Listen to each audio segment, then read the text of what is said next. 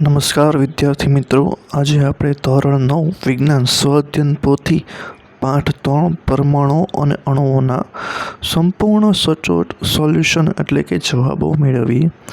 વિદ્યાર્થી મિત્રો, આ જવાબો એ માત્ર ને માત્ર તમને માર્ગદર્શન માટે છે. તમારે આના સીધા સ્વઅધ્યયન પોથીમાં ઉતારા કરવાના નથી, પરંતુ તમારે તમારી વિચારસરણી પ્રમાણે તમારી મૌલિકતા ખીલવીને જવાબ લખવાના છે. તો ચાલો આપણે શરૂ કરીએ. પાઠ 3 પરમાણુઓ અને અણુઓ, વિભાગ એ, ખાલી જગ્યા પૂરો. પહેલી ખાલી જગ્યા છે ધાતુઓ અને અધાતુઓ યુક્ત સંયોજનો જે વીજ ભારિત ઘટકો ધરાવે છે તેમને ખાલી જગ્યા કહે છે તો કે આયનો. બીજું છે કોબાલ્ટ તત્વની સંજ્ઞા ખાલી જગ્યા છે તો કે CO. ત્રીજું છે એક જ તત્વના પરમાણુઓ અથવા જુદા જુદા તત્વના પરમાણુ પરસ્પર સંયોજાઈને ખાલી જગ્યા બનાવે છે તો કે અણુ. ચોથું છે એક રાસાયણિક પ્રક્રિયા દરમિયાન પ્રક્રિયકોનું કુલ દળ અને નિપજોનું કુલ દળ સમાન રહે છે. આને ખાલી જગ્યા નિયમ કહેવાય છે, નિશ્ચિત પ્રમાણનો નિયમ. પાંચમું છે ચોક્કસ વીજભાર ધરાવતા પરમાણુનો સમૂહ એટલે ખાલી જગ્યા તો કે આયનો. છઠ્ઠું કોઈ પણ તત્વની સંયોજવાની શક્તિને તે તત્વની ખાલી જગ્યા કહે છે તો કે સંયોજકતા. સાતમું છે Pb સંજ્ઞા ધરાવતા તત્વનું નામ ખાલી જગ્યા છે તો કે સીસુ. ડાલ્ટન દ્વારા દર્શાવેલ લોખંડની સંજ્ઞા તો કે I અને એની માથે ગોળ મીંડો કરવાનો છે.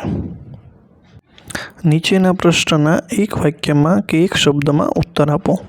9મો ક્વેશ્ચન છે પરમાણ્વીય દળ જાણવા માટે કયા તત્વના સમસ્થાનિકને પરમાણ્વીય સંદર્ભ તરીકે પસંદ કરવામાં આવ્યો? જવાબ છે પરમાણ્વીય દળ જાણવા માટે C12 Cની માથે 12 લખવાના તત્વના સમસ્થાનિકને પરમાણ્વીય સંદર્ભ તરીકે પસંદ કરવામાં આવ્યો. 10મું છે પાણીમાં હાઇડ્રોજન અને ઓક્સિજનનો દળથી ગુણોત્તર કેટલો છે? પાણીમાં હાઇડ્રોજન અને ઓક્સિજનના દળનો ગુણોત્તર 1:8 છે. 11મું છે આર્ગોનની સંજ્ઞા કઈ છે? તો આર્ગોનની સંજ્ઞા A કેપિટલ સ્મોલ r છે. 12મું છે સોડિયમ કાર્બેટનું રાસાયણિક સૂત્ર લખો. સોડિયમ કાર્બેટનું રાસાયણિક સૂત્ર CaCO3 છે. 13મું છે પરમાણ્વીયતા એટલે શું? કોઈ પણ અણુના બંધારણમાં રહેલ પરમાણુઓની સંખ્યાને તે અણુની પરમાણ્વીયતા કહે છે. 14મું છે પૂરું નામ આપો IUPAC. તો કે એનું પૂરું નામ છે international union for pure and applied chemistry. નીચેના વિધાનો ખરા છે કે ખોટા તે જણાવો. તો ચાલો જોઈએ. 15મું છે સોડિયમ ક્લોરાઇડમાં સોડિયમ આયન Na+ અને કેટાયન અને ક્લોરાઇડ આયન Cl- ને NaN કહે છે તો કે સત્ય છે, સાચું છે. 16મું છે ઓક્સિજન અણુ દ્વિપરમાણીય અણુ છે તો કે સાચું છે. 17મું છે હિલિયમ અણુ દ્વિપરમાણીય અણુ છે તો તે ખોટું છે.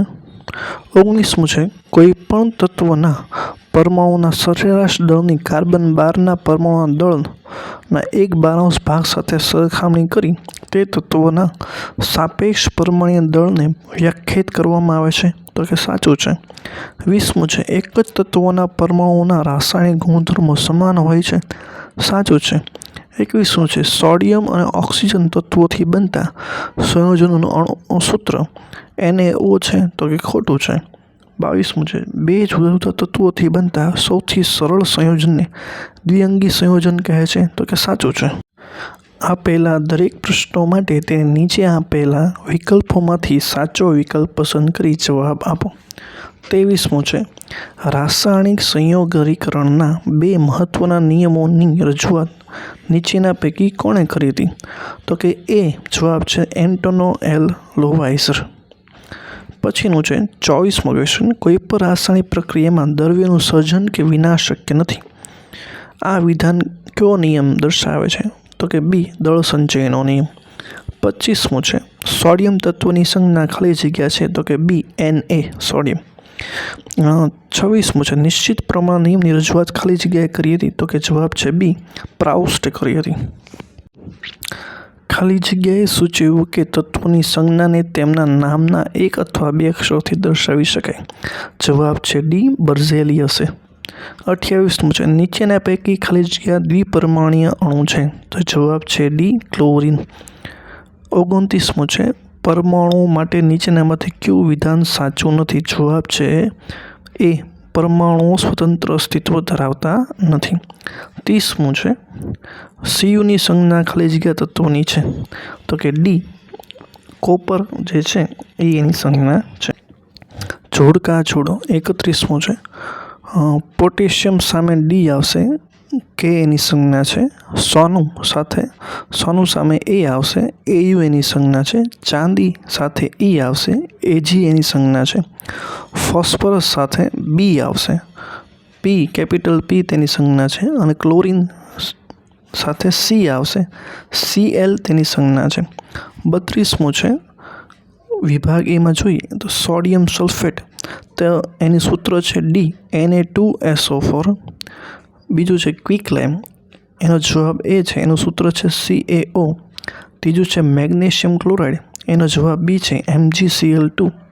અને ચોથું છે સોડિયમ નાઇટ્રેટ, એનો જવાબ સી છે NaNO3.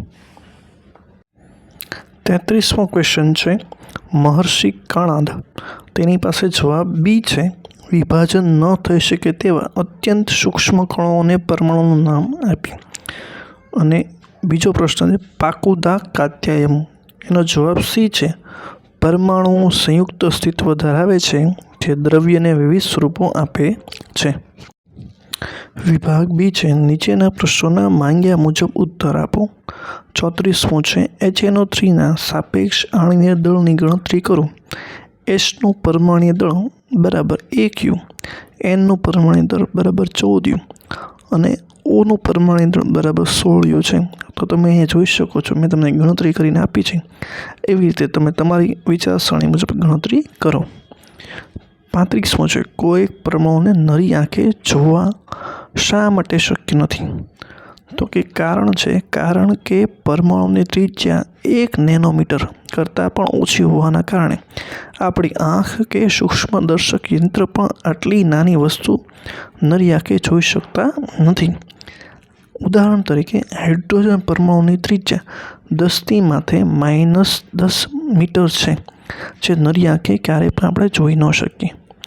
36મો ક્વેશ્ચન છે સંયોજકતા એટલે શું? પરમાણુની છેલ્લી કક્ષામાં રહેલા ઇલેક્ટ્રોનની સંખ્યાને તેની સંયોજકતા અથવા તો તે પરમાણુની સંયોજકતા કહેવામાં આવે છે. એની પછીનું છે દળ સંચયનો નિયમ જણાવો. તો કે કોઈ પણ રાસાયણિક પ્રક્રિયામાં દ્રવ્યનું સર્જન કે વિનાશ શક્ય નથી. આ દળ સંચયનો નિયમ છે. વિભાગ સી નીચેના પ્રશ્નોના માંગ્યા મુજબ ઉત્તર આપો. 37મું છે ડાલ્ટનના પરમાણ્વીય સિદ્ધાંતની અભિધારણાઓ જણાવો. તો પહેલું છે તમામ દ્રવ્યો પરમાણુ તરીકે ઓળખાતા અતિ સૂક્ષ્મ કણોના બનેલા છે. બીજું છે પરમાણુ અવિભાજ્ય કણ છે જેને રાસાયણિક પ્રક્રિયા દરમિયાન સર્જન કે વિનાશ શક્ય નથી. ત્રીજું છે એક જ તત્વના પરમાણુના દળ અને રાસાયણિક ગુણધર્મો સમાન હોય છે. ચોથું છે જુદા જુદા તત્વોના પરમાણુ દળ અને રાસાયણિક ગુણધર્મો સમાન હોય છે. પાંચમું છે પરમાણુઓ નાની પૂર્ણાંક સંખ્યાના યોગ્ય ગુણોત્તરથી જોડાઈને સંયોજન બનાવે છે.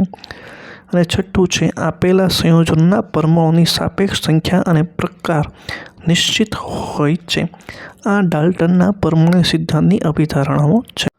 38મો ક્વેશ્ચન છે નીચેલા આપેલા તત્વોના +1, +2 કે -1 સંયોજકતા ધરાવતા તત્વોમાં વર્ગીકૃત કરો. તત્વો છે sodium, magnesium, bromine, iodine, calcium અને ઝિંક.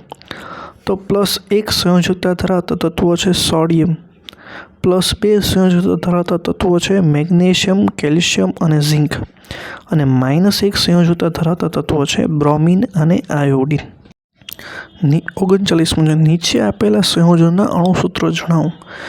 પહેલું છે એલ્યુમિનિયમ સલ્ફેટ, એમોનિયમ સલ્ફેટ અને પોટેશિયમ નાઇટ્રેટ. ટોટલ 3 છે. તો એલ્યુમિનિયમ સલ્ફેટનું સૂત્ર છે Al2SO4(3). એમોનિયમ સલ્ફેટનું સૂત્ર છે NH4 2SO3 અને પોટેશિયમ નાઇટ્રેટનું સૂત્ર છે KNO3. પછીનું છે 40મો, નિશ્ચિત પ્રમાણનો નિયમ ઉદાહરણ દ્વારા સમજાવો.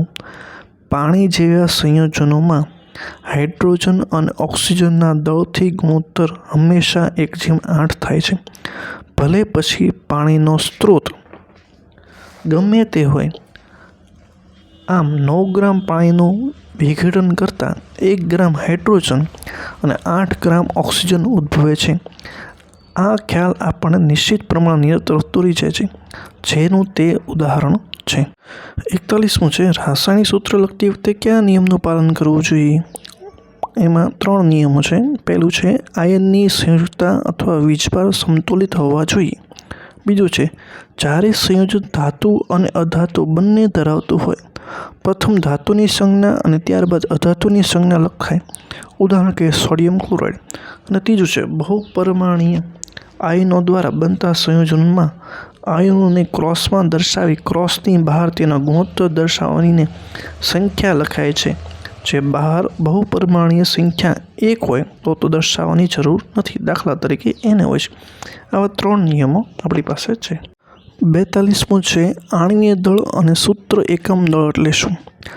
પેલો છે આણ્વીય દળ. કોઈ પણ પદાર્થનું આણ્વીય દળ એટલે તેમાં રહેલા તમામ ઘટક પરમાણુઓના પરમાણ્વીય દળના સરવાળા બરાબર છે.